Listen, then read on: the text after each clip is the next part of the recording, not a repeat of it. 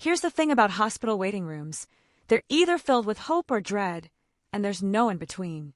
Mine was the watch your husband's mistress announce her pregnancy while you're recovering from a miscarriage variety. Lucky me. My name is Maya Sutton. I'm 34, a financial analyst at a private equity firm in Manhattan, and I just discovered that while I was losing our baby, my husband was celebrating a new one with someone else. His assistant, to be precise. Because apparently, my husband Daniel believes in workplace efficiency, even when it comes to betrayal. It was a Tuesday in late November. I'd been released from the hospital that morning after spending 3 days there following my miscarriage. Our second one in 18 months.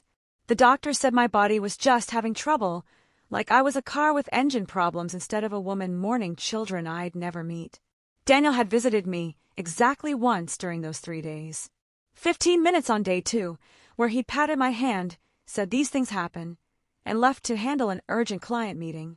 I'd convinced myself he was just bad with hospitals, uncomfortable with grief, processing in his own way.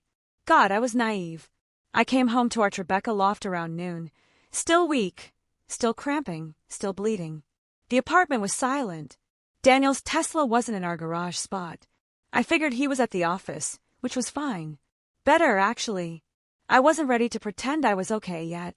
I went to our bedroom to change into something that wasn't hospital-issued when I saw his iPad on the nightstand. He'd left it there, still unlocked, still open. The screen was bright with a text conversation. I should have looked away, should have respected his privacy, should have been the bigger person. Instead, I read every single word, and my entire world shattered like glass hitting concrete. The conversation was with someone named AM in his contacts. I knew exactly who that was.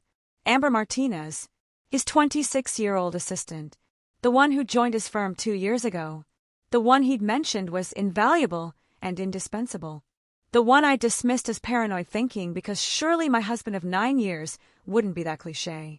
Amber, baby, I can't believe we're really doing this. Dr. Rosen confirmed, I'm 8 weeks along. Party popper baby. Daniel, that's incredible. I knew your body wouldn't fail like Maya's. Young, healthy, fertile, exactly what I need for my legacy. The words hit me like a physical blow. My body wouldn't fail. Like I'd chosen to miscarry. Like I deliberately lost our children just to inconvenience him. I kept reading, my hands shaking so badly I almost dropped the device. Amber, when are you telling her? I want to start showing you off properly. I'm tired of being a secret. Daniel, soon. I need to wait until the inheritance clears. Her father's estate should settle by January. Once that money hits our joint account, I'll file for divorce. My lawyer already has the papers ready. Amber, and you're sure you'll get half of her inheritance, even though it's from her dad? Daniel, New York is an equitable distribution state. Plus, I've been documenting her emotional instability for months. The miscarriages, the crying, the therapy sessions. I'll paint her as mentally unfit. Judge will see I deserve compensation for dealing with her broken body all these years. I felt bile rise in my throat. He'd been documenting my grief, weaponizing my pain, planning to steal my father's money Dad had left me specifically because he never trusted Daniel. The messages continued, scrolling back weeks, months. The affair had been going on for over a year. There were photos of them together at restaurants I recognized. Hotels I'd stayed at for business trips, except Daniel had been there too, with her, probably in a room 2 floors below mine. Before I continue, please hit that like button and subscribe to the channel. Drop a comment telling me where you're watching from. I love hearing from you. And if this story resonates with you, share it with someone who needs to hear it. There were discussions about baby names, nursery colors, plans to move to Connecticut once the divorce was finalized. Daniel wrote about how he'd finally have the family I deserve with a woman whose body actually works. My phone rang, making me jump. It was Daniel. I answered, my voice surprisingly steady. Hey, Maya, how are you feeling? His tone was careful, practiced. Concerned husband performance, take 50. Tired. Sore. You know. Listen, I have some bad news. The Harrison acquisition is falling apart. I need to fly to Boston tonight. Probably be gone until Friday. Will you be okay alone? I looked at the iPad, at a message from Amber sent 20 minutes ago. Can't wait for our long weekend in the Berkshires. Already packed the lingerie you like, face blowing a kiss. I'll be fine, I said. You do what you need to do. You're sure? I can try to send someone to check on you. Daniel. I said I'm fine. Go handle your business. After he hung up, I sat on our bed where we tried so desperately to create life, where I'd cried myself to sleep after each failed pregnancy test, each miscarriage, each appointment where doctors couldn't explain why my body kept rejecting our children, and I felt something shift inside me. Not heartbreak. Not yet. That would come later. What I felt was cold, crystalline clarity. Daniel thought he was smart, thought he'd planned everything perfectly. Wait for the inheritance, document my instability, file for divorce from a position of strength. Take half my money, marry his young, fertile mistress, live happily ever after with the family I couldn't give him. He'd made one critical miscalculation, though. My father hadn't left his money in a standard inheritance. He'd left it in a trust, one that specifically excluded Daniel from any access. Dad's lawyer, Robertson, had structured it that way deliberately. Daniel strikes me as the type who'd see your money as his money, Dad had told me 2 months before he died. This way, what's yours stays yours. No matter what. I thought Dad was being paranoid, overprotective, unable to let go of his little girl. Turns out Dad was just better at reading people than I was. The inheritance was substantial. My father had built a successful medical device company and sold it 3 years ago for $120 million. After estate taxes and specific bequests, my share came to approximately $68 million. It would settle in January, just like Daniel thought. What Daniel didn't know was that the money would go into a trust he couldn't touch. Ever. Even if we stayed married for 50 years, he'd never see a penny. But I wasn't going to tell him that. Not yet. I had a better idea. I called Robertson's office. His secretary put me through immediately. Maya. Robert's voice was warm but concerned. I heard about the miscarriage. I'm so sorry. Thank you, Robert. I need your help with something. Legal help. Of course. What's going on? I told him everything. The affair. The messages. Daniel's plan to divorce me and take half the inheritance. His documentation of my mental instability. Robert was quiet for a long moment. That son of a bitch. Can he actually claim any of Dad's money? Not a cent. The trust is ironclad. I made sure of that. But Maya, if he's been planning this, there might be other things you don't know about. Joint accounts, marital assets, retirement funds. You need to protect yourself. I will. But Robert, I want to wait. Let him think his plan is working. Let him think he's going to get that money. Why? I smiled, though there was no humor in it. Because I want him to feel what I'm feeling right now. The moment when everything you believed was true turns out to be a lie. The moment when you realize the person you trusted most was actively destroying you. Robert was silent for a beat. You're your father's daughter. He'd be proud. And terrified. Let me connect you with someone. Best divorce attorney in New York. She'll help you build a strategy. Thank you, Robert. Maya. Document everything. Save those messages. Get copies of financial records. And whatever you do, don't let Daniel know you know. Not until you're ready. I hung up and looked around our loft. This beautiful space we created together. Except we hadn't. Had we? I'd paid for 70% of it. I'd decorated it. I'd made it a home while Daniel had been busy making a fool of me. My phone buzzed. A text from Daniel. Flight delayed. Might not get there until late. Don't wait up. Love you. Love you. 2 words he typed while probably sitting next to Amber, while she carried his child, while they planned their future with my father's money. I texted back. Safe travels. Love you too. Then I took screenshots of every single message on his iPad. Every photo. Every plan they'd made. I uploaded them to a secure cloud account Daniel didn't know about. I created a folder labeled Evidence and started filling it with everything that would matter in court. By the time I was done, the sun was setting over the Hudson. My body ached. My heart ached worse. But my mind was clear. Daniel wanted a war. He was going to get one. He just didn't know it yet. The divorce attorney Robert recommended was named Victoria Hale, and she had a reputation for being absolutely merciless. Her office was in Midtown, all glass and steel and expensive art that screamed, "I win cases and charge accordingly." Victoria herself was in her 50s, silver hair in a perfect bob, wearing a suit that probably cost more than my monthly rent used to before I started making real money. She shook my hand with a grip that could crush walnuts. "Robert speaks very highly of you," she said, gesturing for me to sit. "And he's filled me in on the basics. Your husband is planning to divorce you, steal your inheritance, and run off with his pregnant assistant. Does that about cover it?" "That's the summary, yes." "How are you holding up?" The question surprised me. Most lawyers I'd worked with didn't ask about feelings. "I'm managing. You just had a miscarriage. You discovered your husband's affair. You learned he's been systematically plotting against you." "Managing is probably generous." She leaned forward. "Maya, I need you to be honest with me. Are you ready for what's coming?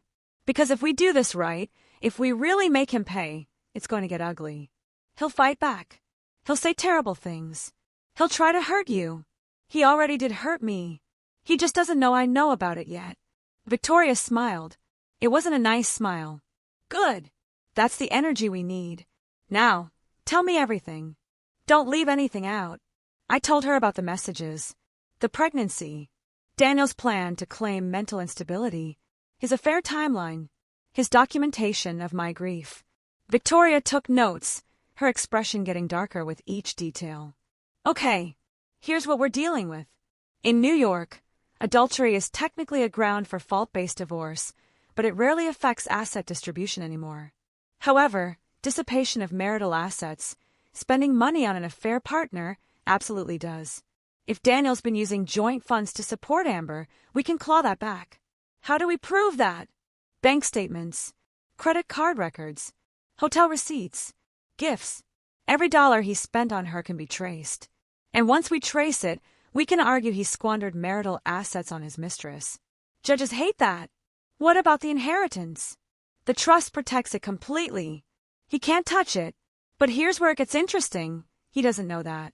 Right now, he thinks he's going to get $34 million in January. That's motivating his entire strategy.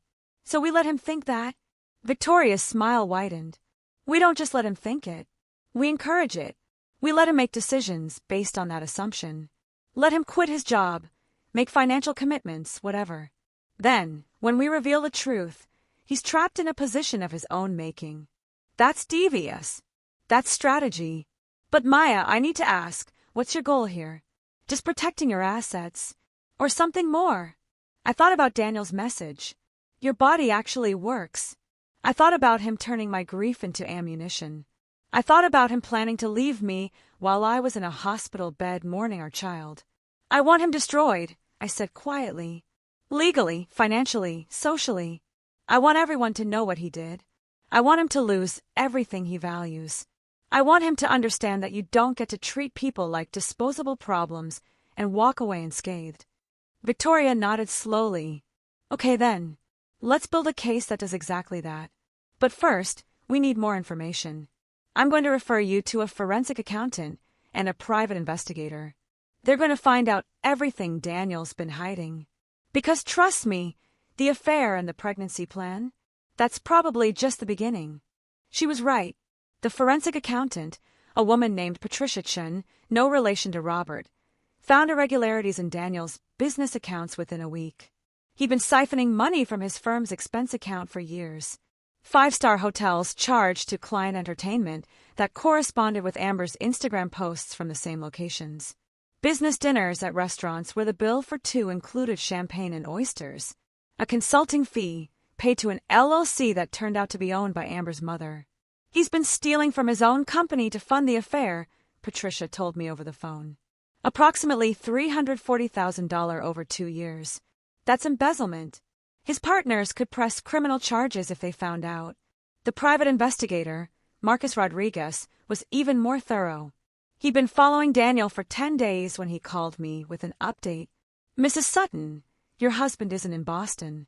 He's in the Berkshires with Amber Martinez. They're staying at a bed and breakfast in Stockbridge, registered as Mr. and Mrs. Sutton. They've been there since Thursday, using my name. They were using my name to play house." "There's more," Marcus continued. I pulled Amber's financial records. She gave me permission, said she wanted to help you. Turns out Daniel's been supporting her for 18 months. He pays her rent, car payment, credit cards, everything. Total support, about $8,000 a month, all from joint accounts he shares with you. $8,000 a month. For 18 months. That was $144,000 of my money spent on his mistress, while I worked 70-hour weeks and blamed myself for our failing marriage. Get me proof of everything, I said. Photos, receipts, bank transfers, all of it. Already done. I'll have a full report by Monday. I hung up and sat in my office, my real office at the firm where I'd just been promoted to senior vice president, and felt something settle in my chest. Not peace, definitely not forgiveness, but certainty. Daniel thought he was playing chess while I was playing checkers. He had no idea I'd already won the game. That evening, I got a text from Daniel. Boston meeting's going well. Miss you. How are you feeling? I replied. Still recovering. Glad work is going well. Love you. Then I called Amber's number, the one I'd found in Daniel's contacts.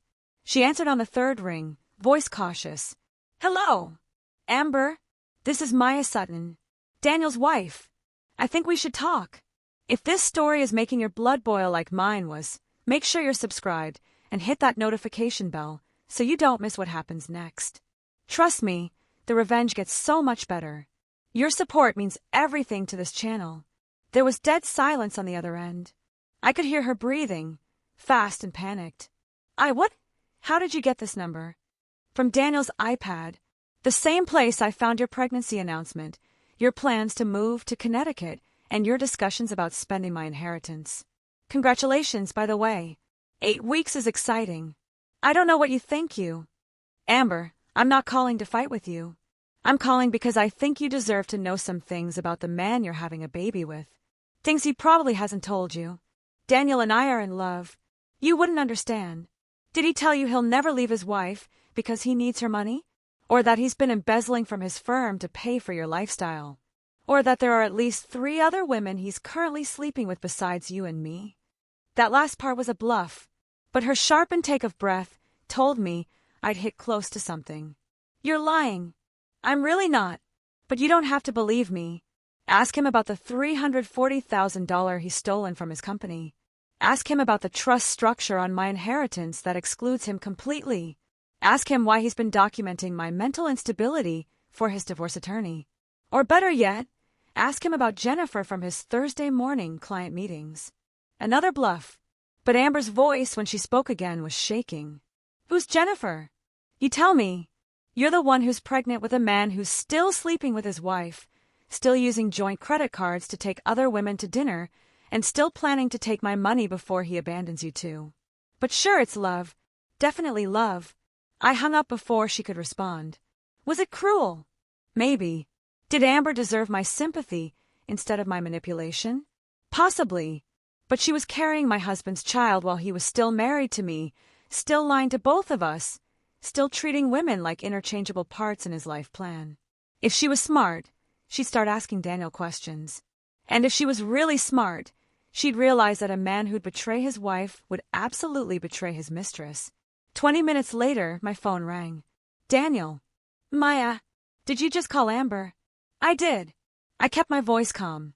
We had an interesting conversation. What the hell were you thinking? You had no right. No right? Daniel, she's pregnant with your baby. I'd say that gives me some rights. Like the right to know why my husband has been planning to divorce me to steal my inheritance and start a new family. Silence. Long, heavy silence. How long have you known? His voice had changed. The concerned husband act was gone. This was the real Daniel. Cold. Calculating. Long enough. Did you really think I wouldn't find out? Did you actually believe you could document my mental instability and use my grief against me and I just what? Roll over. Maya. No. You don't get to Maya me. You don't get to explain or justify or minimize. You made your choices. Now I'm making mine. What does that mean? It means you should call your lawyer. You're going to need one. I hung up before he could respond. My hands were shaking. My heart was racing. Every instinct screamed that I just made everything worse. escalated unnecessarily, burned bridges I couldn't rebuild. But another part of me, the part that had been silent for 9 years while I tried to be the perfect wife to a man who was actively destroying me, felt powerful for the first time in memory. Daniel wanted a divorce. Fine. He was getting one. Just not the one he planned. The next 72 hours were chaos. Daniel came home Sunday night, furious and defensive. He accused me of sabotaging his relationship, of being vindictive, of not being able to let go gracefully. Gracefully! I'd laughed, actually laughed. You want me to gracefully accept that you've been cheating on me, stealing from joint accounts, and planning to take my dead father's money? What part of that deserves grace, Daniel? I was trying to do this the easy way. The easy way? For who? Not for me. Not for the wife you abandoned in a hospital bed. Not for the woman who just lost another baby while you were celebrating a new one with your assistant. His face had flushed red. That's not. You're twisting everything. I'm twisting nothing. I have the messages. All of them. Every plan you made. Every dollar you spent. Every lie you told. And Daniel, I have lawyers. Really, really good lawyers. That had shut him up. By Monday, he'd moved to a hotel.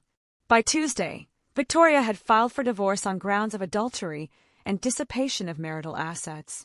By Wednesday, we'd frozen all joint accounts and filed restraining orders preventing him from accessing or transferring any marital property. Daniel's attorney called Victoria Thursday morning. She put it on speaker so I could listen. My client is willing to settle amicably. We propose a 50-50 split of all marital assets, including Mrs. Sutton's recent inheritance. Victoria's laugh was cold. Absolutely not.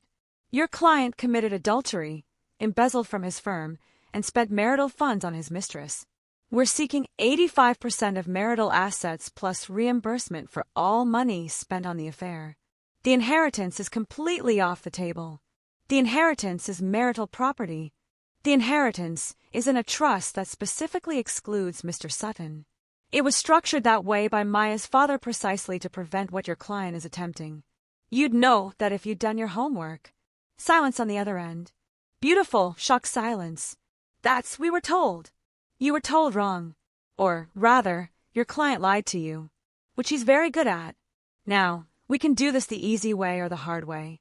Easy way. Daniel accepts our settlement terms, admits fault, and we keep this relatively quiet. Hard way. We go to trial. I put Amber Martinez on the stand. I expose the embezzlement to his business partners, and I make sure every detail of his affair becomes public record. Your choice. We'll need to discuss with our client. You have 48 hours. After that, I'm filing additional motions and contacting the Manhattan DA about the embezzlement. Clock's ticking. Victoria hung up and looked at me. How do you feel? Powerful, I said. Is that wrong? It's human. He tried to destroy you. You're defending yourself. Never apologize for that. That night, I got a call from an unknown number. I almost didn't answer, but curiosity won. Hello. Maya. It's Amber. I sat up straighter. Amber, this is unexpected. I'm sorry. For everything. For the affair. For the pregnancy. I didn't know. Not all of it. Daniel told me you were separated, that you'd agreed to stay married on paper until some business deal cleared. He showed me separation papers. Fake ones, I'm guessing. I found out. I hired a lawyer. They told me those papers weren't real, weren't filed anywhere. Daniel lied to me about everything. He's been lying to both of us. Despite everything, I felt a twinge of sympathy. What are you going to do? I'm keeping the baby, but I'm done with Daniel. My lawyer says I can file for child support, establish paternity, get a custody agreement. I wanted to ask, would you be willing to share what you found? The embezzlement, the other women, all of it. It'll help my case. I should have said no. Should have kept my evidence to myself, used it only for my own divorce. But Amber sounded broken in a way I recognized. She'd been played too. Different circumstances, different lies, but the same fundamental betrayal. I'll share everything, I said. On one condition. What? You testify in my divorce trial. Tell the judge exactly what Daniel told you, how he manipulated both of us, how he planned to use my inheritance. Can you do that? She was quiet for a long moment. He's going to hate me for that. He's going to hate you anyway once the child support kicks in. Might as well make it count. Okay, I'll do it. After we hung up, I felt something unexpected. Not quite forgiveness. I wasn't there yet and might never be, but understanding. Amber and I were both victims of the same con man. Different roles in his plan, but equally disposable in his eyes. The trial was scheduled for February. 2 months to prepare, gather evidence, build an unassailable case. Daniel's lawyer tried every trick, filing motions to dismiss, demanding the trust documents, requesting psychiatric evaluations of me to prove the mental instability Daniel had documented. Victoria shut down every attempt with precision that was almost artistic. "Your Honor," she said during one particularly contentious hearing, Mr. Sutton's attorney wants to claim Mrs. Sutton is mentally unstable because she sought therapy after 2 miscarriages. By that logic, anyone who processes grief through professional help is unfit. It's not just offensive, it's legally baseless. Mr. Sutton documented his wife's pain not out of concern, but to weaponize it. That's not protecting a spouse. That's psychological abuse. The judge, a woman in her 60s named Justice Okonkwo, was not amused by Daniel's tactics. Motion denied.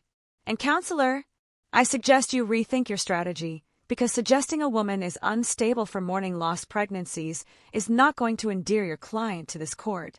Daniel's lawyer had gone pale, but the real devastation came from the financial discovery. Patricia's forensic accounting had uncovered everything.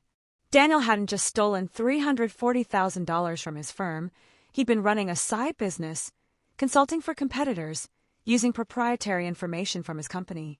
That was breach of contract, theft of trade secrets, potentially federal crimes. His partners are going to eviscerate him, Patricia told me. Once they find out what he's done, he'll be lucky to avoid prison, much less keep his license. When are you telling them? That's up to you. We can use it as leverage in the divorce or report it now and watch his entire professional life collapse. I thought about Daniel sitting in some hotel room, probably still convinced he could talk his way out of this, still believing he was the smartest person in every room. Report it now, I said. I want him to understand that actions have consequences. The news broke on a Thursday. Daniel's firm issued a statement that they were investigating serious allegations of misconduct by a senior partner and had placed said partner on administrative leave. The Wall Street Journal picked it up by Friday. By Monday, Daniel was a trending topic in finance circles, and not in a good way. His attorney called Victoria that afternoon. My client would like to discuss settlement terms. I bet he would, Victoria said. Our offer stands. 85% of assets, full reimbursement for affair expenses, admission of fault, and no claim on any future earnings or inheritance. Plus, he pays all legal fees. We can't agree to that. Then we'll see you in court. Discovery is going to be fascinating. I have hotel receipts, bank transfers, testimony from his mistress, evidence of embezzlement, and documented proof that he weaponized his wife's medical trauma. I'm almost looking forward to trial. He'll be ruined. He ruined himself. I'm just making sure everyone knows about it. There was a long pause.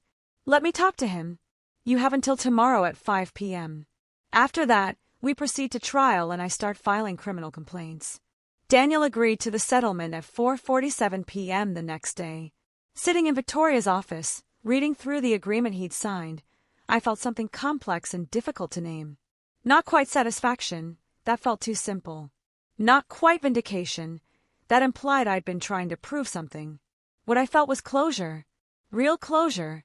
The kind you create yourself when you stop waiting for apologies and start demanding accountability. He's done, Victoria said, reviewing the signed papers. Professionally, financially, reputation-wise. He'll be paying spousal support for 3 years, child support to Amber for 18, and he's barred from practicing in New York until the ethics investigation concludes. Which it won't, favorably. And the embezzlement. His former partners are pursuing both civil and criminal charges. The DA is interested. Daniel's looking at potentially serious legal consequences. Good. Victoria looked at me carefully. How do you feel? Tired, sad, angry, relieved. All of it at once. That's normal. You've been through hell. But Maya, you survived. More than that, you fought back and won. I thought about the woman who'd come home from the hospital 3 months ago, who'd read those messages and felt her world collapse. That woman had been broken, grieving, convinced her body and her marriage had both failed. The woman sitting in this office now was different. Harder maybe, definitely more cautious, but stronger. Unquestionably stronger. What are you going to do now? Victoria asked. Live my life. The one I want, not the one someone else planned for me. That's a good answer. 6 months later, I was standing in the living room of my new apartment, a penthouse in Chelsea with floor-to-ceiling windows and a view of the Hudson that took my breath away every morning. The apartment was mine. Completely, totally mine. Paid for with my salary, my bonus, and yes, some of my inheritance from the trust my father had so wisely protected. I'd left the firm, started my own financial consulting company. Turned out clients appreciated working with someone who understood both numbers and nuance, who'd been through hell and come out sharper. My first client was Amber. She'd had a baby girl, Clara, and needed help managing the child support Daniel was court-ordered to pay. We developed an unlikely friendship, bonded by shared experience and mutual understanding that we'd both been collateral damage in one man's narcissistic fantasy. He tried to contact me again. Amber said over coffee one afternoon, Clara sleeping in her carrier. Wanted to work things out, establish a relationship with Clara. What did you tell him? I told him to communicate through our lawyers, and hung up. I'm done being his backup plan. Good for you. We sat in comfortable silence. Two women who'd learned the hard way that sometimes the worst thing that happens to you is also the thing that saves you. Daniel's betrayal had destroyed the lives we thought we had, but it had also freed us to build better ones. My phone buzzed. A text from someone named Michael, a corporate attorney I'd met at a networking event last month. We'd been on 3 dates. He was kind, funny, honest about his divorce, and refreshingly transparent about his life. Dinner Friday, the text read. That new Italian place in the West Village. I smiled and typed back. Sounds perfect. Amber noticed. New guy. Maybe. Too early to tell. But you're open to it? After everything. I thought about that. Was I open to it? To trusting someone again? To being vulnerable? To risking another betrayal? I'm open to the possibility, I said finally. I'm not going to let Daniel's actions destroy my ability to connect with people. That would be letting him win even after he lost. That's really healthy. I should tell my therapist you said that. We both laughed. Later that night, alone in my apartment with the city lights spread out before me like promises, I opened my laptop and looked at the folder labeled Daniel Closed. Inside were all the documents from the divorce, the settlement agreement, the evidence we'd gathered, the testimony transcripts, everything that had gone into destroying the life he tried to build on my grief. I could have deleted it, could have let it go, moved on completely, erased that chapter of my life. Instead, I moved it to an external hard drive and put it in a safe deposit box. Not because I wanted to relive it, not because I was still angry, but because someday if I ever doubted my own strength, if I ever questioned whether I'd done the right thing, I wanted to be able to look at the evidence and remember. Remember that I'd been broken and chose to heal. That I'd been betrayed and chose to fight back. That I'd been underestimated and proved everyone wrong. Daniel had thought I was weak. Thought my grief made me vulnerable. Thought he could manipulate me, steal from me, discard me when convenient. He thought wrong. I closed the laptop and looked out at Manhattan.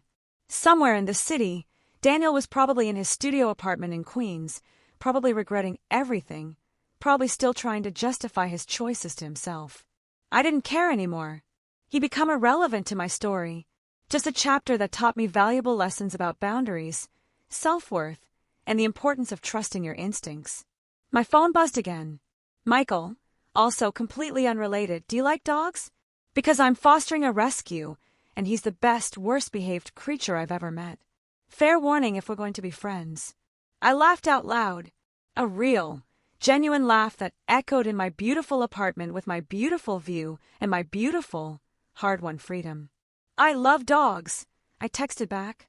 Especially the worst-behaved ones. They're more honest. And it was true. After everything, I'd learned to value honesty above everything else. Even when it was messy, especially when it was complicated, honesty mattered more than comfort. Daniel had given me beautiful lies wrapped in promises. Michael was offering me truth wrapped in dog hair and self-deprecating humor. I knew which one I preferred. The city sparkled below me, full of possibility and second chances and futures that were mine to write.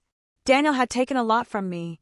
9 years, 2 lost pregnancies, the comfortable fiction of a happy marriage.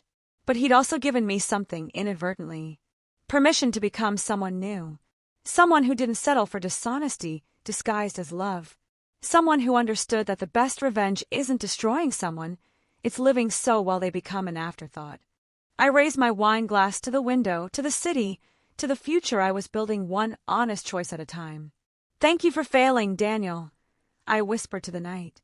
Thank you for showing me exactly what I deserve, and for being too stupid to hide it well. Tomorrow, I had a business meeting. A lunch with Amber to discuss her financial planning. A dinner date with Michael and his badly behaved rescue dog. A life. My life.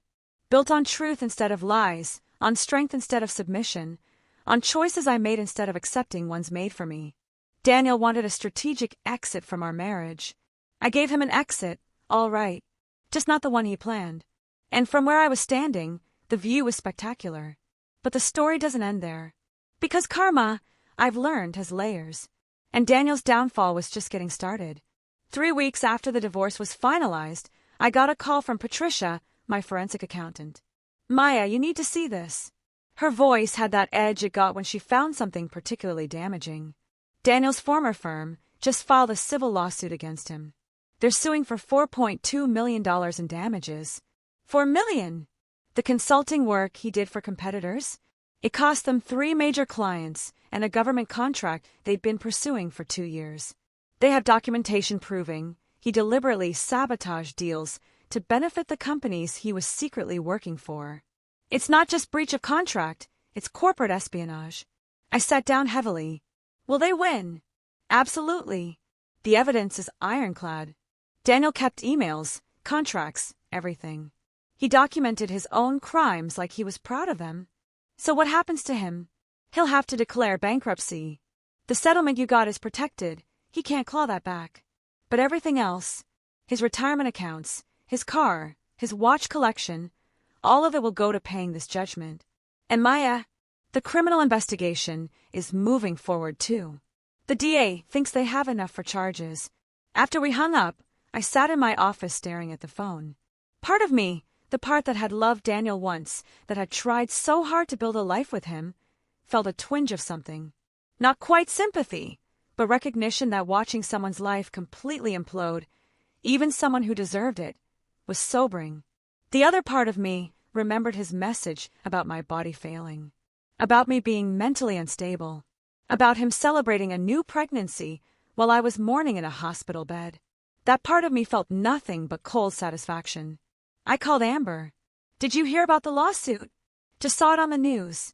Maya, they're saying he could go to prison. Federal prison. How do you feel about that? She was quiet for a long moment. Claire's 3 months old now. Sometimes I look at her and think about how Daniel has never even asked to see her. Not once. He sends the court-ordered support payments, but that's it. No calls, no texts, no interest in his daughter. And I think, what kind of man is that?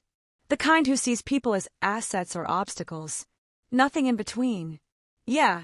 So do I feel bad that he might go to prison? No. He made his choices. He committed crimes. He deserves consequences. Agreed. But Maya, I'm worried about something else. Daniel's mother called me yesterday. She wants to meet Clara, establish a relationship. She says Daniel has always been troubled, and she wants to make sure her granddaughter doesn't suffer for his mistakes. I felt my spine stiffen. What did you tell her? I said I'd think about it. But I don't know. Is it fair to keep Clara from her grandmother? Or is it opening a door to more sterling family manipulation? What's your gut say? My gut says the Sterlings are complicated. Daniel's mother, Patricia, she's called me twice more since that first call. She seems genuinely upset about what Daniel did. She told me she always knew there was something off about him, that he'd been manipulative since childhood, but she'd hoped he'd outgrow it. I thought about that. Meet her in a public place. Bring a friend. See how it goes. But Amber, the moment she tries to defend Daniel or minimize what he did, you walk away. Clara doesn't need relatives who enable toxic behavior. That's good advice. Thank you. After we hung up, I pulled up Daniel's mother's information. Patricia Sterling, 64, retired art history professor, divorced from Daniel's father when Daniel was 12. I'd met her exactly twice during my marriage, once at the wedding, once at a strained Christmas dinner where she'd spent most of the evening drinking wine and making passive-aggressive comments about Daniel's father.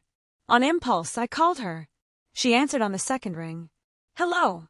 Patricia? This is Maya Sutton, Daniel's ex-wife. Sharp intake of breath. Maya, I wasn't expecting to hear from you. I heard you've been in contact with Amber. Yes. I wanted to meet my granddaughter. I know I have no right to ask, given what Daniel did to you, but Clara is an innocent child. She deserves family. She deserves honest family. People who won't defend her father's actions or try to rewrite history. I would never. Patricia's voice was fierce. Maya, I need you to understand something. I knew Daniel was troubled. I saw the signs when he was young. The lying, the manipulation, the way he'd charm people and then discard them. I tried to get him help. Therapy, counseling, everything. His father said I was being dramatic. That boys were just like that. And I divorced his father when I realized I was married to the same kind of man I was trying to prevent Daniel from becoming. Narcissistic, self-centered, incapable of genuine empathy. I thought removing Daniel from that influence would help. It didn't. I heard real pain in her voice. Real regret. Why are you telling me this? Because you deserved better. Because Amber deserves better. Because I'm ashamed of the man I raised, even though I tried my hardest to raise him differently. And because I want you to know that when I meet Clara, I'll tell her the truth about her father when she's old enough to understand.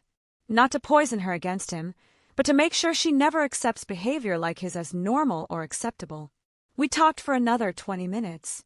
Patricia told me about Daniel's childhood, the warning signs she'd missed or minimized, the time she caught him in lies and let him talk his way out of consequences.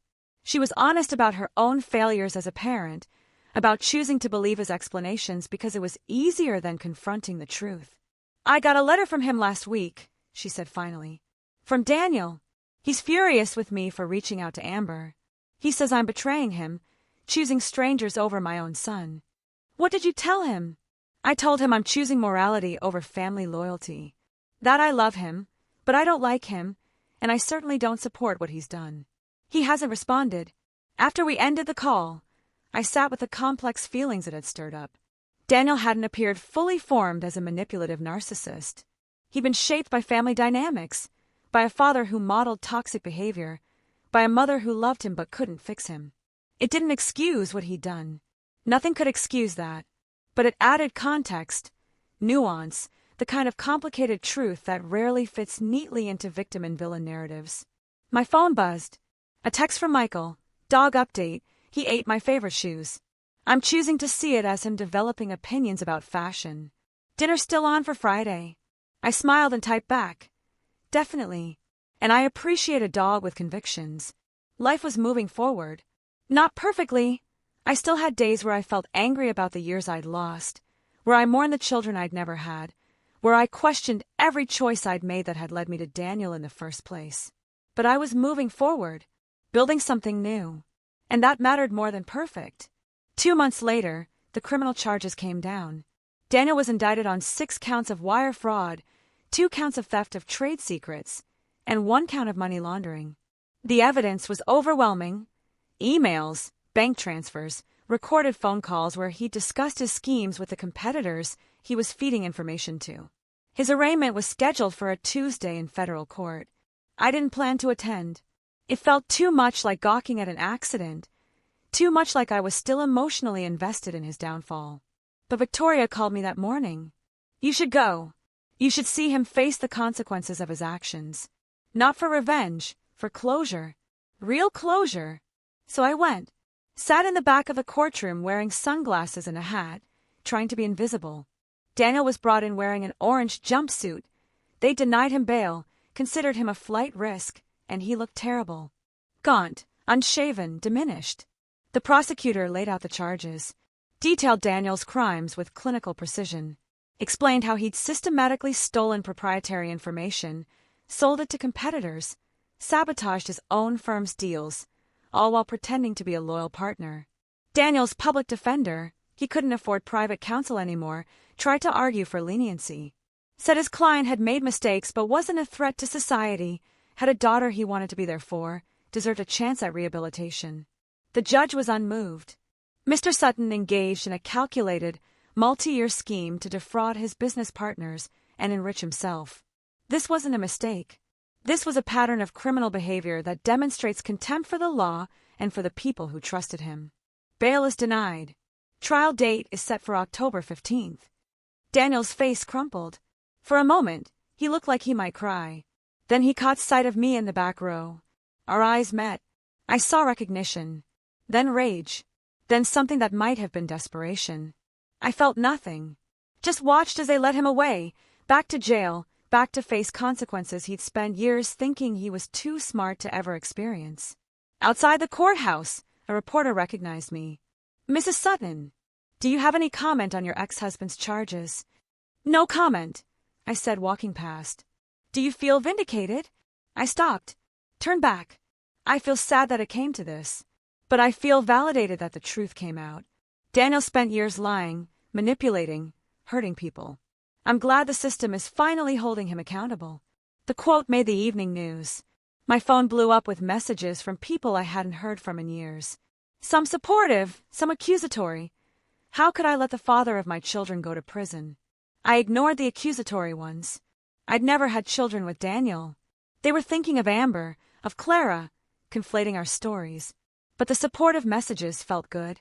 Women I'd worked with, friends from college, even my own mother who'd never liked Daniel but had kept quiet about it for my sake. "I always knew there was something off about him," Mom said when I called her that night. "The way he'd compliment you, but there'd be this edge to it. Like he was keeping score of your flaws. Why didn't you say something?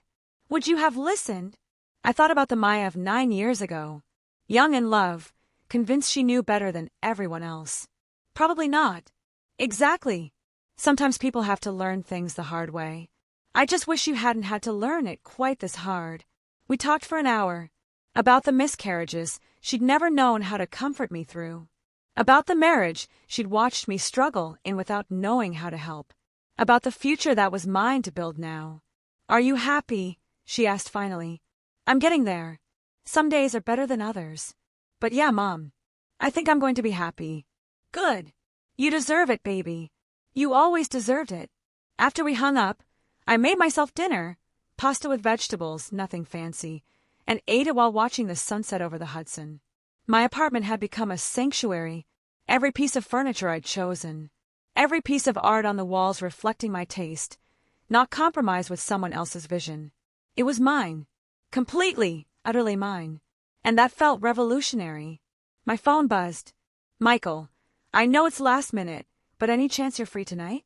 Bruno, that's the dog, is having a crisis about being left alone, and I thought maybe if you came over, he'd have someone else to guilt trip besides me." I smiled. 3 months of dating, and he was already introducing me to his neurotic rescue dog's emotional needs. That felt significant.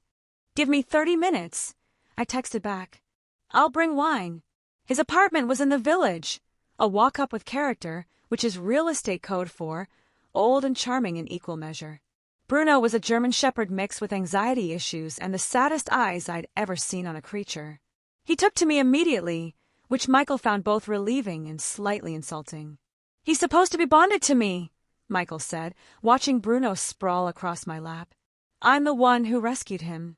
Maybe he recognizes a fellow survivor of trauma." I scratched behind Bruno's ears. "We understand each other." Michael's expression softened. "How are you doing?" "Really?" I saw the news about Daniel's arraignment. "I'm okay. It was surreal seeing him in an orange jumpsuit, but mostly I just felt distant from it all. Like I was watching something happen to a stranger. That's probably healthy. Creating emotional distance from someone who hurt you. My therapist would agree with you." I paused. "Can I ask you something? Anything. Does it bother you? My whole dramatic divorce situation? The criminal charges, the media attention, all of it. Michael sat down next to me, careful not to disturb Bruno.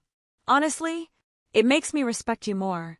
You found out your husband was betraying you, and instead of falling apart, you fought back. You protected yourself. You held him accountable. That takes incredible strength. Sometimes I worry I'm damaged goods. Too cynical, too cautious, too traumatized to ever really trust someone again. Maya. He took my hand. We're all damaged goods. I have an ex-wife who cheated on me with my best friend. I have trust issues that would fill a warehouse. But that doesn't mean we can't build something good together. It just means we build it honestly, with our eyes open, knowing that people can hurt us but choosing to try anyway. I felt tears sting my eyes. That was very wise. I have my moments. He smiled, usually right before I do something stupid. It's my pattern. We spent the evening talking, laughing, playing with Bruno, who gradually relaxed enough to stop watching the door like escape was his only option. It felt normal, healthy, like what relationships were supposed to feel like when they weren't built on lies and manipulation. Around midnight, my phone rang. Amber. I'm sorry to call so late, she said, voice shaking. But I just got a call from Daniel. From jail. He's allowed phone calls and he used one on me. What did he say? He wants me to bring Clara to visit him.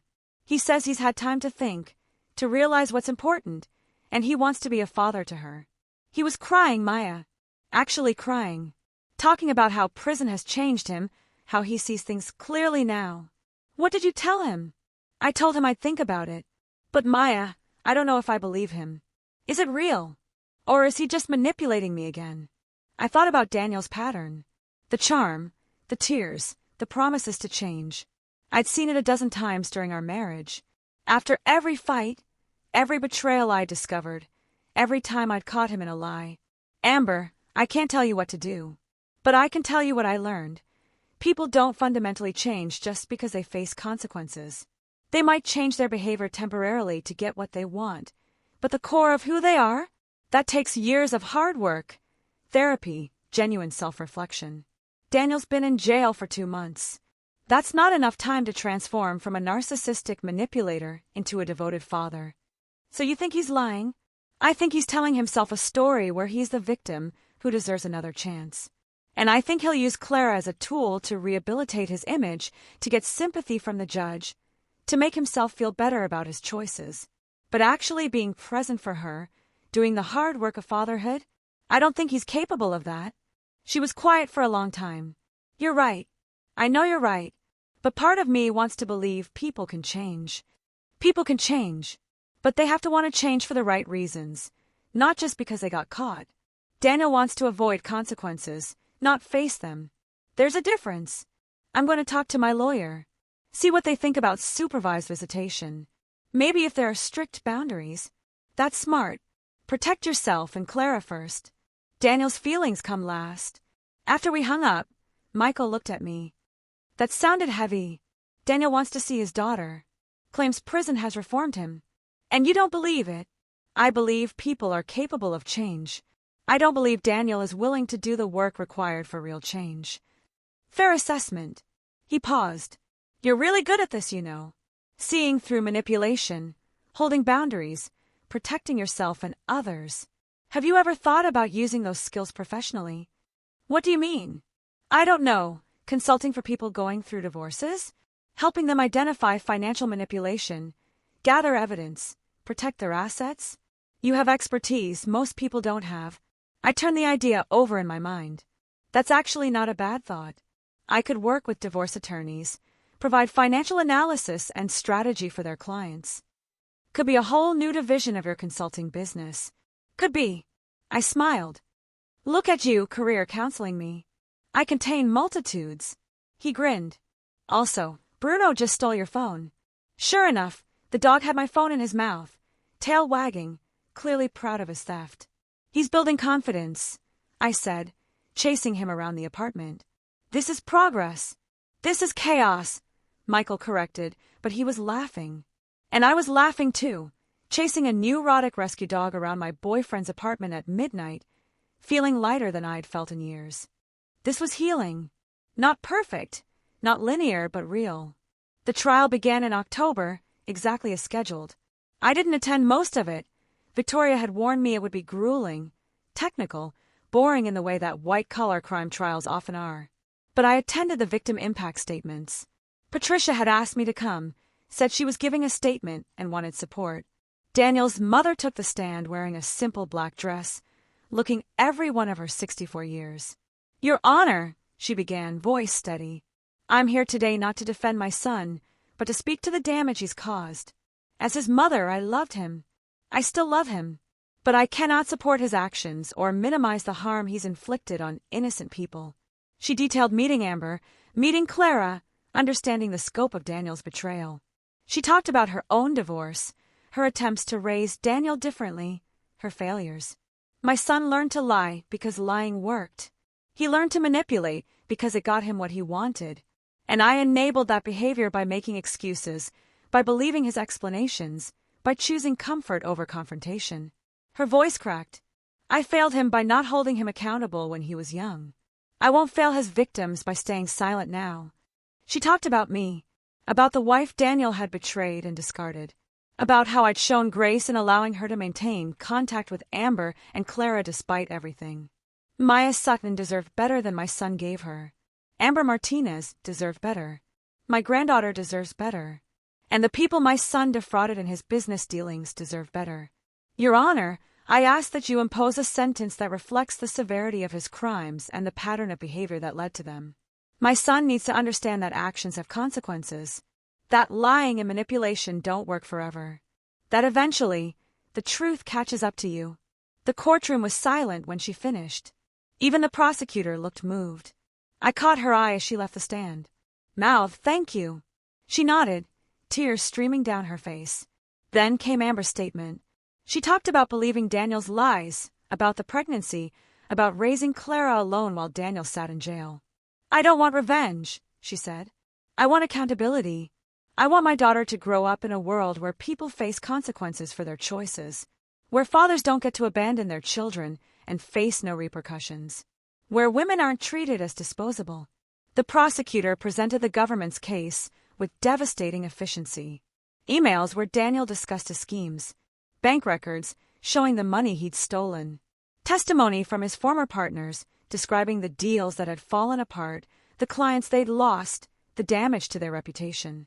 Daniel's lawyer tried to paint him as a man who'd made mistakes but wasn't a criminal. The jury deliberated for less than 3 hours before returning a verdict, guilty on all counts. The judge scheduled sentencing for 3 weeks later. I left the courthouse feeling exhausted but vindicated. Justice wasn't perfect. It wouldn't give me back the years I'd lost or the children I'd never had, but it was something. Concrete. Real. Victoria met me outside. "How do you feel?" "Like I can finally close this chapter." "Good. Because there's one more thing you might want to consider." "What's that?" "Several women have reached out to my office. Women who were involved with Daniel before you, during your marriage after. They want to tell their stories. They're talking about writing a piece for a major publication, exposing the pattern of his behavior. They've asked if you'd be willing to contribute." "To what end?" "Awareness. Warning other women. Making sure Daniel's behavior is on public record so he can never do this again." I thought about it. Part of me wanted to be done, to move forward, to never think about Daniel again. But another part remembered the women who'd reached out after my courtroom statement. The ones who'd said me too, who'd shared their own stories of manipulation and betrayal. "I'll do it," I said, "but on my terms. I control my own narrative." "Absolutely." The article came out 2 months later in a major magazine. "The Many Faces of Manipulation." 6 women tell their stories about Daniel Sutton. My section was titled, "The Wife Who Fought Back." I detailed the affair, the pregnancy plan, the attempt to steal my inheritance. I talked about the miscarriages he'd weaponized and the grief he documented as evidence of mental instability. I was honest about the rage I'd felt, the satisfaction of watching his carefully constructed lies collapse, the complex journey toward healing. But I also talked about the lessons I'd learned, about the importance of trusting your instincts, about the difference between forgiveness and accountability, about how sometimes the most loving thing you can do for yourself is refuse to accept treatment you don't deserve. The article went viral. Within a week, it had been shared millions of times. Women across the country reached out to share their own stories. Divorce attorneys contacted me about consulting on cases involving financial manipulation. And Daniel, sitting in federal prison serving a 7-year sentence, had to watch as his victims reclaimed their narratives and turned his abuse into fuel for helping others. Sometimes revenge isn't about destroying someone. It's about refusing to let them destroy you. Sentencing day arrived on a cold December morning. I went to the courthouse one final time, wearing my power suit, my armor against the past. Daniel was brought in, looking even more diminished than before. Prison had not been kind to him. He'd aged a decade in 6 months. The judge reviewed the pre-sentence report, noted Daniel's lack of remorse, his attempts to manipulate, even from jail, his pattern of predatory behavior toward women and business partners alike. Mr. Sutton, the judge said, you've demonstrated a consistent pattern of viewing other people as tools for your advancement. You married your wife for financial security. You had affairs for sexual gratification. You committed fraud for financial gain. You've shown no genuine empathy, no real remorse, no capacity for change. She sentenced him to 12 years in federal prison, maximum sentence possible under the guidelines. Daniel's face went white. His lawyer started to object. The judge cut him off. Mr. Sutton, I'm also ordering you to pay restitution in the amount of $6.8 million to the victims of your fraud. I'm aware you've declared bankruptcy. This debt will follow you for the rest of your life. You will never escape the consequences of your choices. They led Daniel away. He didn't look at me, didn't look at anyone, just stared straight ahead as they took him back to prison. Outside, Patricia found me on the courthouse steps. Thank you for coming, she said. I know this can't have been easy. It was closure. Real, final closure. I'm taking Clara to see him next month. Prison supervised visitation. Amber agreed to let him meet his daughter once before he's transferred to the federal facility upstate. How do you feel about that? Patricia looked out at the city. I feel like everyone deserves a chance to see what they're losing. Maybe seeing Clara, holding her, realizing she'll be 13 by the time he gets out. Maybe that will be the thing that finally breaks through his narcissism. Or maybe it won't, but she'll know I tried, that I gave him every opportunity to be better. We hugged, an unlikely friendship forged in the aftermath of Daniel's destruction. I went home to my apartment, changed out of my power suit, and put on comfortable clothes. Michael was coming over for dinner. We were going to cook together, drink wine, probably argue about whether Bruno should be allowed on the furniture. Normal things. Healthy things. The kind of evening that would have been impossible a year ago when I was still trapped in a marriage built on lies. My phone buzzed. A text from my new client, a woman going through a divorce, trying to track hidden assets, terrified her husband would take everything. Can we meet tomorrow? She'd written. I need your help. Absolutely, I replied. I'll send you some times. This was my life now, helping others navigate the same nightmare I'd survived, turning my worst experience into expertise that could protect other women. It felt purposeful, meaningful, like maybe all the pain had led to something valuable. Michael arrived with groceries and Bruno, who immediately claimed my couch as his own. He missed you, Michael said, kissing me. I missed you too. How was court? Final. 12 years. How do you feel? I thought about it honestly. Free. Like I can finally stop looking over my shoulder, stop waiting for the other shoe to drop. Daniel's in prison. His crimes are public record. His victims have told their stories. It's over. Is it strange that it's over? It's strange that it's beginning. This new life I'm building. But good strange. Like I'm finally becoming who I was supposed to be before Daniel convinced me to be someone smaller. We cooked dinner together. Pasta with homemade sauce, garlic bread, a salad with too much dressing because Michael has strong opinions about lettuce to dressing ratios. Bruno begged shamelessly for scraps. We laughed at nothing in particular. And I felt it. That elusive thing I'd been chasing for months. Happiness. Real, genuine, uncomplicated happiness. Not because Daniel was in prison, though that helped. Not because I'd won in court, though that mattered. But because I'd survived. I'd fought back. I'd rebuilt. And the life I was building now, this beautiful, complicated, messy, honest life, it was mine. Completely, utterly mine. 6 months later, I was sitting in a coffee shop with a new client when I saw her. The woman Daniel had been with before Amber, before me. Jennifer, the one I'd mentioned to Amber during my bluff. Turned out she was real. And she recognized me. Maya Sutton, she approached cautiously. I'm Jennifer Hayes. I read your article. About Daniel. Jennifer, please sit down. She did, looking nervous. I need to tell you something. Daniel and I were together for 2 years before you. He told me, he loved me, that we were going to get married. Then I got pregnant, and suddenly he was gone. Just vanished. I tried to reach him for months. Eventually, I miscarried and gave up. My blood ran cold. He got you pregnant? Yes. And when I told him, he said he wasn't ready to be a father. That I should take care of it. When I said I wanted to keep the baby, he blocked my number. I found out later he'd already started dating you. Jennifer, I'm so sorry. I lost the baby at 12 weeks. I never told him. Didn't see the point. But reading your article, reading about what he did to you, to Amber, I realized there are probably more of us. More women he hurt and discarded. She was right. Over the next few months, we found 4 more women. Each with similar stories. Each told they were special, that Daniel loved them, that they were building a future together. Each abandoned the moment they became inconvenient. We compiled their stories, sent them to the prosecutor who'd handled Daniel's criminal case. The pattern was undeniable. Daniel had been systematically using women for financial support, emotional validation, and convenience for over 15 years. The prosecutor reopened certain aspects of the case, found evidence of financial fraud in relationships with 2 of the women. Daniel's sentence was extended by 4 years. 16 years total. He'd be nearly 60 when he got out.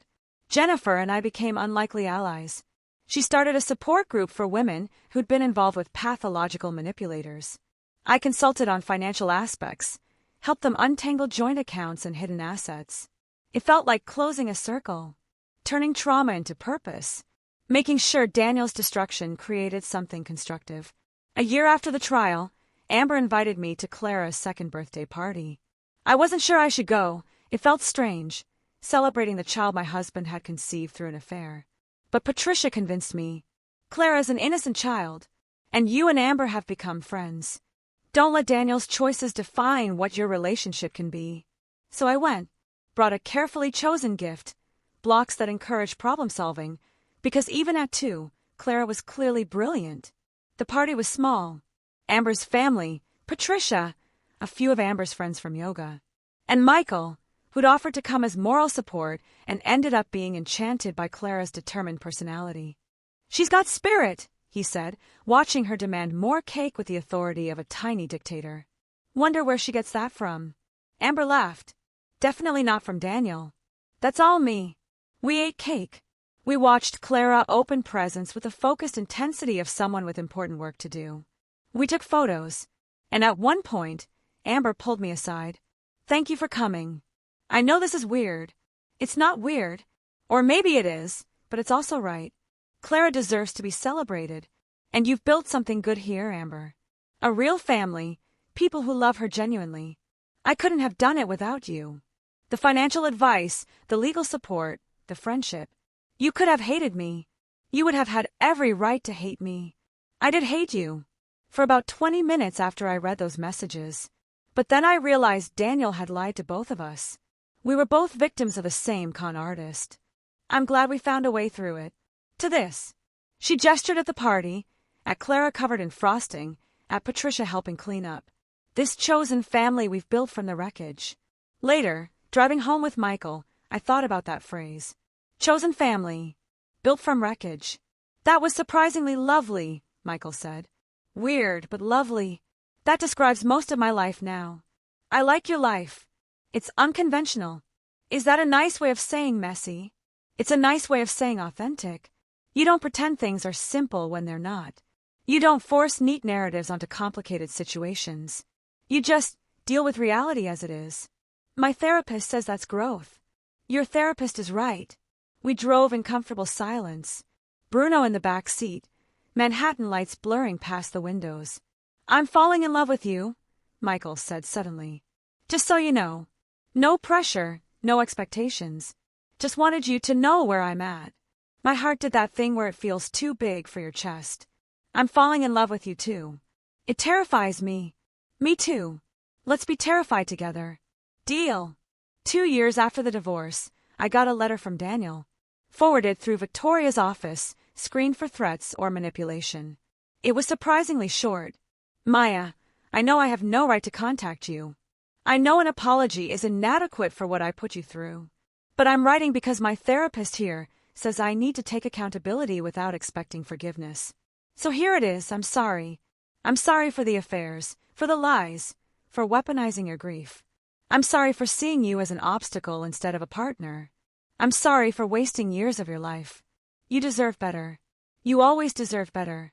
I don't expect you to respond. I don't expect forgiveness. I just wanted you to know that I finally understand what I destroyed. And I'll spend the rest of my life regretting it. Daniel. I read it 3 times. Looked for manipulation, for hidden agendas, for the Daniel I knew lurking between the lines. I couldn't find him. This felt different. Raw. Honest. I showed it to my therapist. How do you feel reading this? She asked. Sad. Not for him, exactly. But sad that it took all this, prison, public humiliation, losing everything, for him to develop basic empathy. Do you want to respond? No. This isn't for me. This is for him. Part of his recovery process. I don't owe him closure or forgiveness or even acknowledgement. That's very mature. I put the letter in a drawer and didn't think about it again for months. Life moved forward. My consulting business grew. I hired 2 associates to help with the caseload.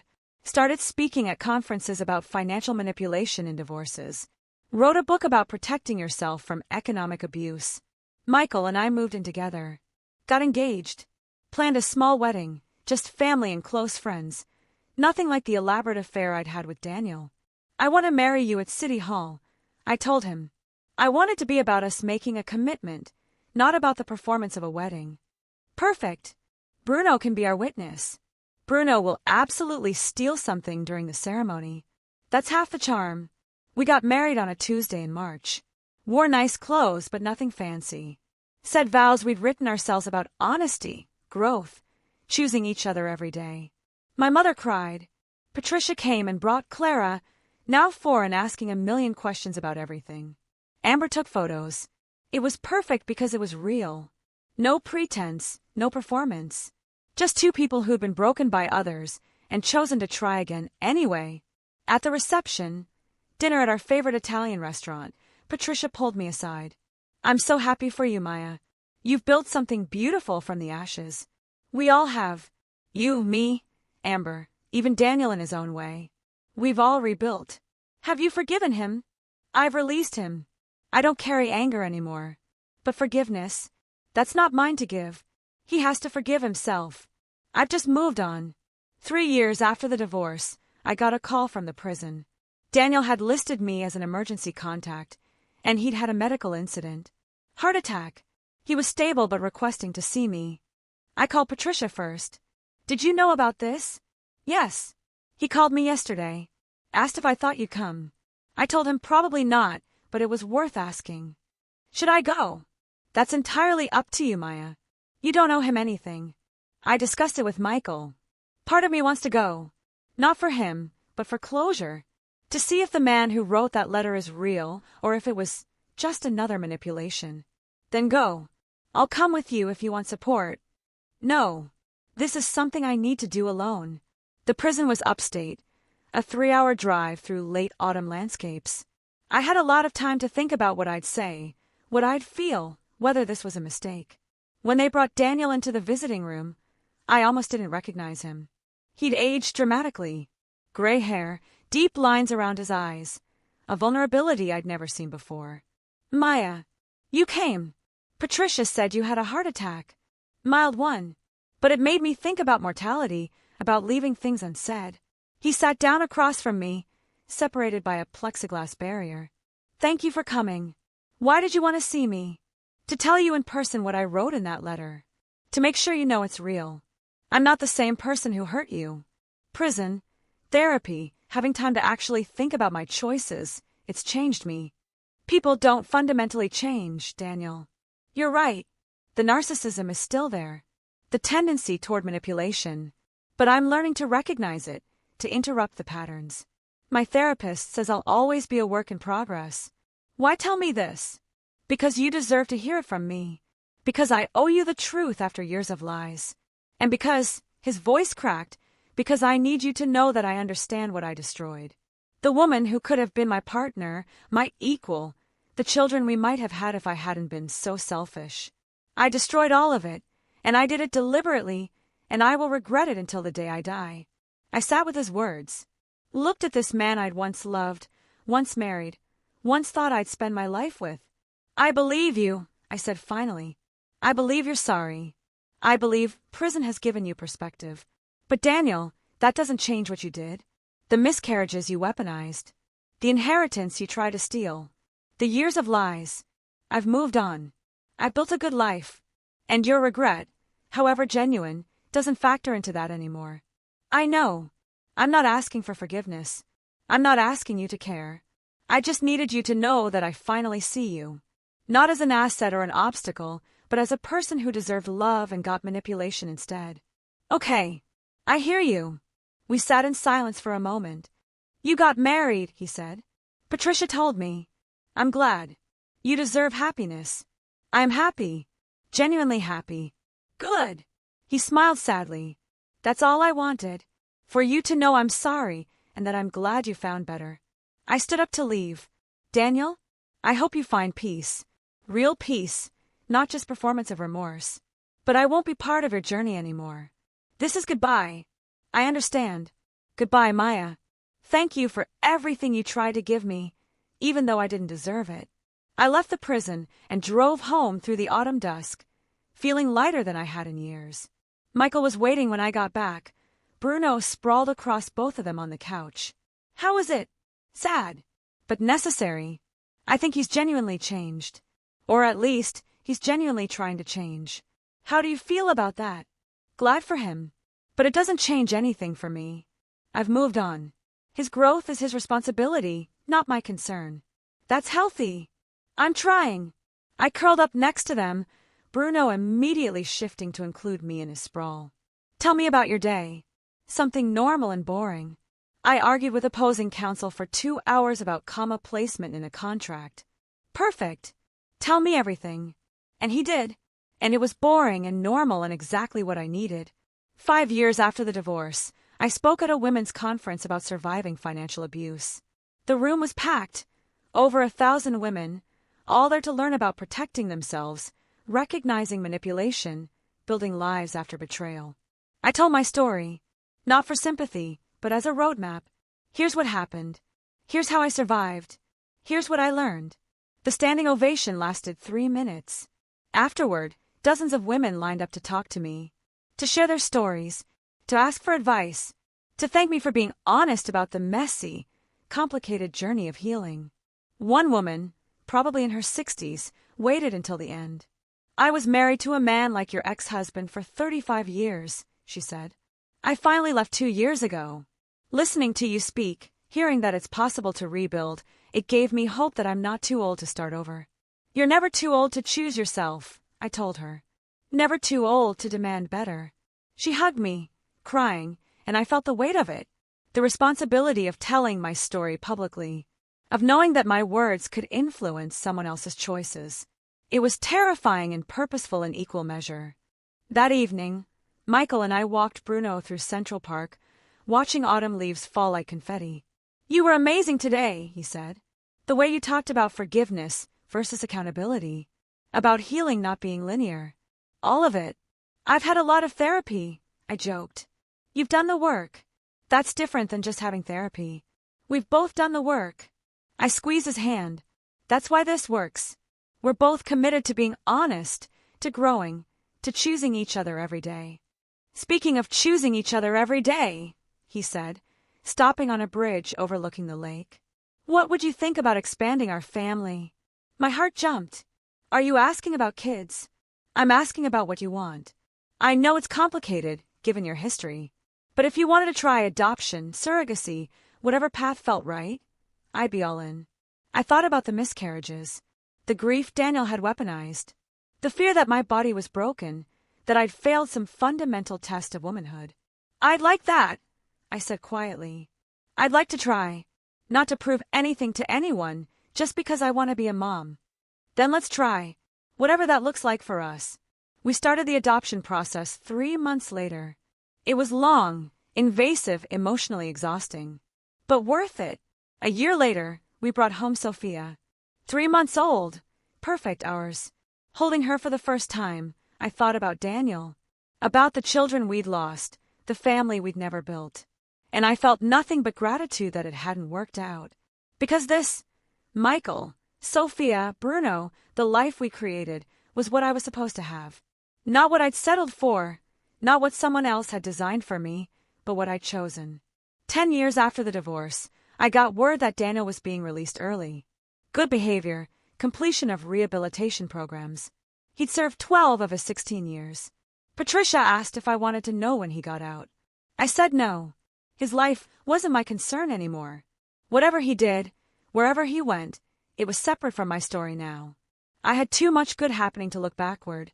Sophia was 9, brilliant, opinionated, perfect. Michael and I were talking about adopting again. My business was thriving. The book I'd written had helped thousands of women protect themselves from financial manipulation. I turned the worst thing that ever happened to me into the foundation of a purpose-driven life. That was the real revenge. Not destroying Daniel. He'd done that to himself. The real revenge was thriving so completely that he became irrelevant. Living so well that his betrayal became just a chapter in a much larger, much better story. And from where I stood now, successful businesswoman, happy wife, grateful mother, survivor who'd become a warrior for others, the view was absolutely spectacular. Thank you for staying until the end. If this story gave you the justice you needed to see, check out the other videos on screen. They're just as satisfying. And if you haven't subscribed yet, what are you waiting for? See you in the next story.